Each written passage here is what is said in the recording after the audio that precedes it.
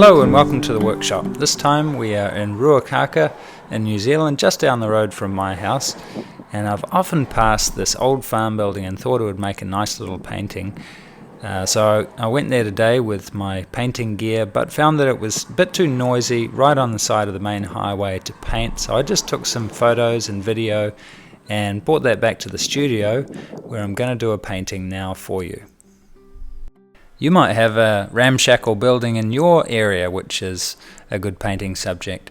To me, this is just a wonderful little collection of interesting shapes and colours.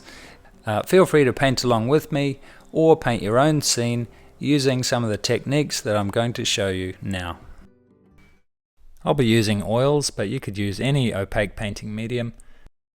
And I'll take you right through the whole painting step by step, going from the sketch to the block-in, to developing the lights and darks, and finishing with crisp details. You'll learn about simplifying a subject, creating glowing light, using edge variety, and much more. That's all demonstrated in the video for you. Learn by comparing your work with other students' work, and by reading my personal critiques. This is a great way to improve your painting quickly. You'll find that my method of painting is very fast and fluid, but the way I teach is nice and slow.